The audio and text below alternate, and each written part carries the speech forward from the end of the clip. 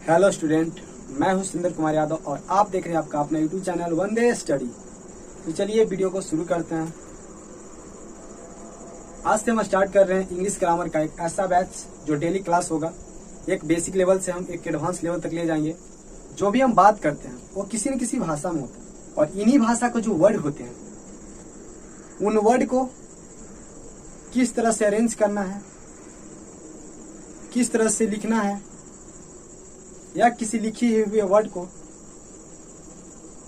किस तरह से समझना है, यह हमें ग्रामर सिखाता है। चाहे बोलना हो, लिखना हो या लिखे हुए को समझना हो, यह तभी कर सकते हैं जब हमें ग्रामर का एक अच्छा ज्ञान हो। तो आज से हम आपको ग्रामर का एक अच्छा सा नॉलेज देंगे, बिल्कुल बेसिक से लेकर चलेंगे एक एडवांस का लेवल तक। तो चलिए शुरू करते हैं। यह जो इंग्लिश लैंग्वेज है यह सही भाषाओं का मिश्रण है। अगर हम इंग्लिश को छोटे से छोटे वर्ड यानी कि इस इंग्लिश को अगर छोटे से छोटे भागों में तोड़ दें यानी कि विभक्त करें तो जो सबसे छोटा इकाई बनेगा, सबसे छोटा जो यूनिट बनता है वह यूनिट अल्फाबेट्स कहलाता है। सपोज मैं किसी का नाम लिया, किसी भाषा में मैंने इंग्लिश भाषा में नाम लिया राम, तो राम में क्या हुआ RAM। आर क्या है? सबसे छोटा इकाई है राम को जोड़ने के लिए। आर फिर ए और फिर एम लगा तो राम का निर्माण हुआ। इसी तरह से जो आर लेटर हुआ, ए लेटर हुआ और एम लेटर हुआ, इन्हीं तीनों लेटर को मिलाकर जो एक वर्ड का निर्माण हुआ वह राम कहलाया। तो सबसे जो छोटा इकाई हुआ वो आर है और इन्हीं छोटे से छोटे इकाई को मिलाकर हम वर्ड का निर्माण करते हैं और इन्हीं वर्डों को मिलाकर हम समूह का सेंटेंस का निर्माण करते हैं।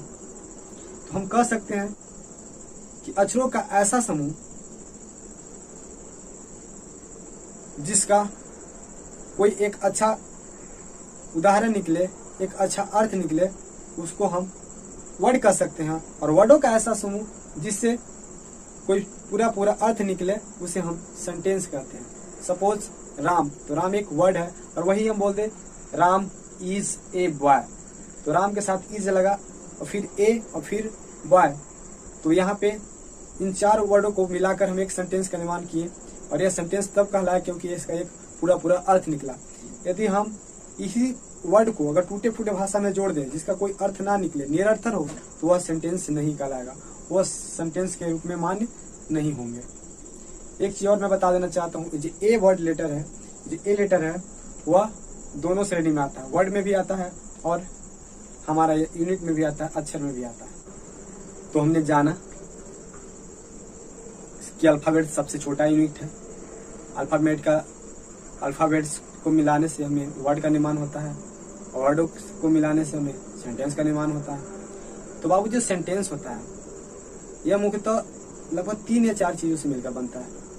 मुख्य रूप से अगर मान लें तो 3 चीजों से मिलकर आता है। पहला सब्जेक्ट होगा इसमें, दूसरा वर्ब और तीसरा ऑब्जेक्ट होते हैं। सब्जेक्ट मीन कर्ता, यानी जो काम कर रहा हो, यानी कि हम जिसके बारे में बात करते हैं या जो काम को करने वाला हो वह सब्जेक्ट कहलाता है। जैसे राम, मोहन, सोहन एटसेट्रा।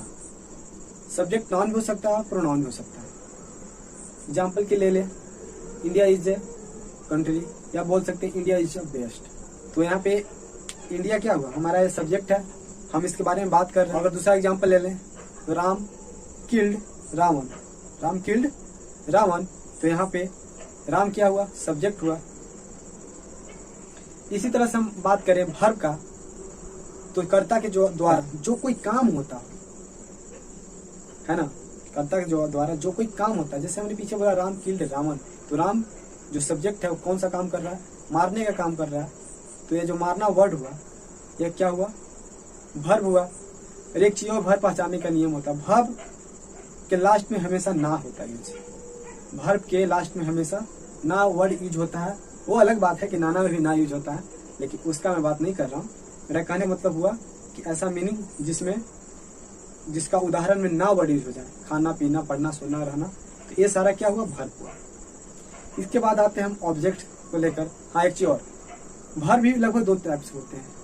एक होता है मेन वर्ब, एक हेल्पिंग वर्ब या एक्चुअली वर्ब बोल सकते हैं उसको।